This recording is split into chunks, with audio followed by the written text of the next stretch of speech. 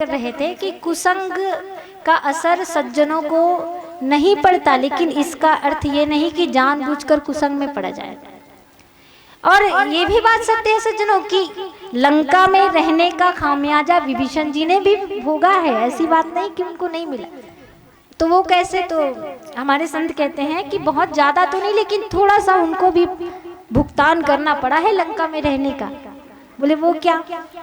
देखिए, मिलाने वाले श्री हनुमान जी हैं राम जी से, भरत जी को भी मिलाए, सुग्रीव जी को भी मिलाए, विभीषण जी को भी मिलाए, लेकिन संत कहते हैं कि भरत जी को विभीषण हनुमान जी ने सिर्फ एक दिन की अवधि में भगवान से मिला दिया। सुग्रीव जी को मिलाने में थोड़ा सा और ज्यादा समय लगा, लेकिन विभीषण जी को भगवान से मिलाने में लगभग 1 मास का समय लगा हनुमान जी को, जबकि मिलाने वाला वही है। तो ये 1 मास क्यों लगा? तो एक संत जी ने विचार करके कहा यही तो संग का असर है। भरत जी जिस जगह पर रहते थे, नंदी ग्राम में तपस्या करते थे, वह जगह, वह स्थान सात्विक स्थान था, इसीलिए भगवान से मिलने में बहुत कम समय लगा। सुग्रीव जी जिस ऋषि मुख पर्वत पर रहते थे, वह राजसिक स्थान था, इसलिए थोड़ा और ज्यादा समय लगा। पर लंका चूंकि राक्षसों की नगरी है, इसलिए विभीषण जी को भगवान से मिलने में थोड़ा ज्यादा समय लगा। लेकिन इसमें विभीषण जी का दोष नहीं, ये स्थान का दोष। तो इससे ये भी हमको एक सीख मिलती है इस प्रसंग से कि हमको जहाँ तक हो सके सात्विक स्थान पे रहना चाहिए, सात्विक आहार ग्रहण करना चाहिए, सात्विक जीवन जीना चाहिए, सात्विक सोच रखनी चाहिए। आप जितना अधिक सात्विक रहेंगे, आहार विहार सात्विक करेंगे, अपनी सोच को सात्विक रखेंगे, अपने रहने के स्थान को सात्विक और साफ सुथरा रखेंगे, भगवान से उतना ही जल्दी आपका मिलन होगा। इसलिए कुसंग का असर जरूर पड़ता है, ये बात हमको ध्यान देना है, लेकिन बचा के रखेंगे अपने आप को तो नहीं पड़ता। विभीषण जी का चरित्र बहुत अद्भुत चरित्र है। संतों से हमने ये प्रसंग सुना है कि विभीषण जी रावण के भाई बनकर क्यों आए, तो आप सभी जानते हैं कि राम जन्म कर हेतु अनेका, परम विचित्र एक ते का। संत गोस्वामी तुलसीदास जी कहते हैं कि राम जन्म के अनेक कारणों में से एक कारण था राजा प्रताप भानु की कथा। राजा प्रताप भानु जी के बारे में बहुत संक्षेप में मैं बताऊं कि वो एक बहुत धर्मात्मा राजा थे, धर्म कर्म का काज करते थे। लेकिन एक दिन कपटी मुनि की संगति में आने के कारण उनका मन जो है वो बदल गया, बिगड़ गया उनका मन। इसलिए कुसंग से बचना बहुत जरूरी है। अपने मन में महत्वाकांक्षा लिए राजा प्रताप भानु ने कपटी मुनि के सामने अपनी बात रखी कि मैं संसार का सबसे बड़ा राजा बनना चाहता हूं मुनि महात्मा जी। कपटी मुनि ने राजा प्रताप भानु जी को कहा कि हे राजा प्रताप भानु, आप एक यज्ञ करवाइए और उसमें ब्राह्मणों को भोजन करवाइए। ब्राह्मणों को भोजन के लिए बुलाया गया, लेकिन कपटी मुनि ने शर्त रखी कि उस भोज में रसोइया का काम मैं करूंगा। और कहते हैं कि तब वह कपटी मुनि कोई और नहीं, एक राक्षस था जो उन ब्राह्मणों के भोजन में मांस मिला देता है। ब्राह्मणों ने राजा प्रताप भानु जी का भोजन जैसे ही ग्रहण करना शुरू किया, आकाशवाणी हुई कि हे राजा प्रताप भानु, तुमने कितना बड़ा गलत काम किया है। हे ब्राह्मणों, इस भोजन को ग्रहण मत करना, इसमें मांस मिला हुआ है। तब ब्राह्मणों ने राजा प्रताप भानु को श्राप दिया कि राजन, ये तो बहुत अनर्थ काम आप करने वाले थे, ब्राह्मणों के भोजन में मांस। जाइए, हम आपको श्राप देते हैं कि आप कुल के समेत राक्षस हो जाइए, कुल समेत राक्षस हो जाओ। अब देखिए, यही राजा प्रताप भानु आगे चल करके रावण बना, जिसका प्रताप, जिसकी कीर्ति, जिसका यश भानु के समान, सूर्य के समान सारे संसार में फैला था।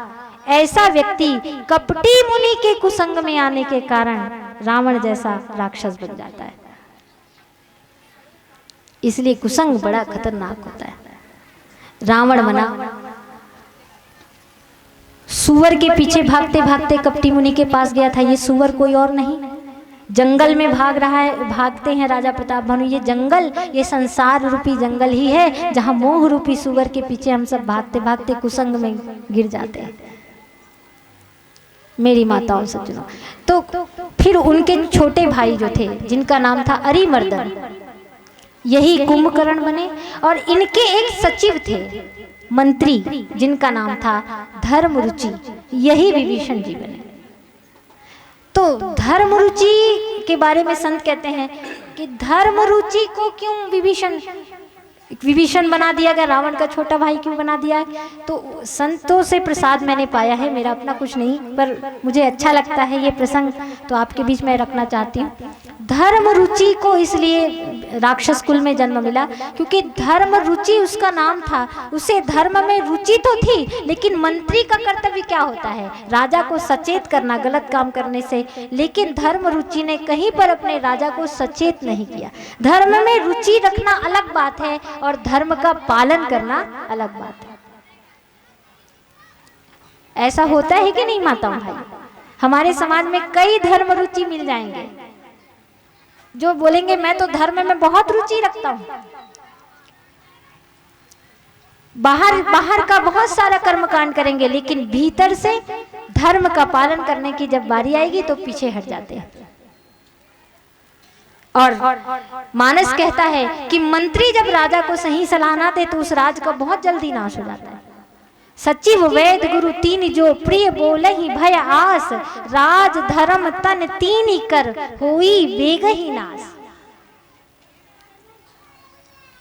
सुंदरकांड में ही रावण को उसके सचिवों ने जब गलत सलाह दी, चापलूसी की, तब गोस्वामी जी ने ये दोहा लिख दिया। तो वहां पर जो धर्म रुचि था, जिसे धर्म में रुचि तो थी लेकिन पालन नहीं किया मंत्री के धर्म का, वहां राजा को उसे सचेत करना था पर वो ना कर पाया, इसलिए उसका भुगतान उसको अपने अगले जन्म में करना पड़ा। तो इंसान को कहीं ना कहीं अपनी करनी से हम बच नहीं सकते।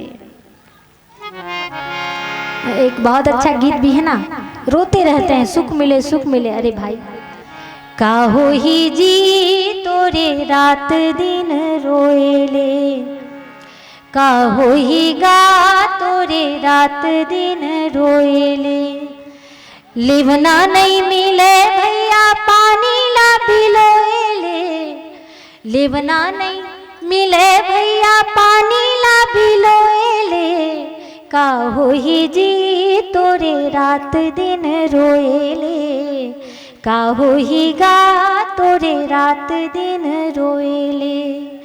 रोत सुख नहीं मिले सुख नहीं मिले। अरे भाई, पानी को मथोगे तो मक्खन कैसे मिलेगा, घी कैसे मिलेगा? पानी को मतने से तो पानी ही मिलेगा।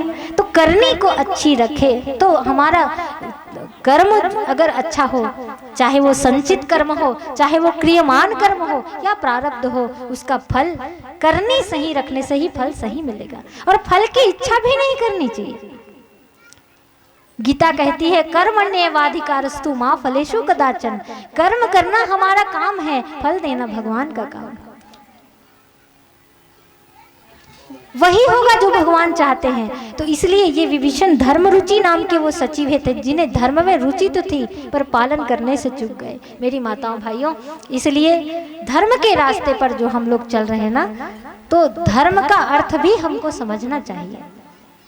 धर्म रुचि, धर्म का अर्थ हमारे संत कहते हैं धार्यति इति धर्म, सत्य को धारण करना ही धर्म है।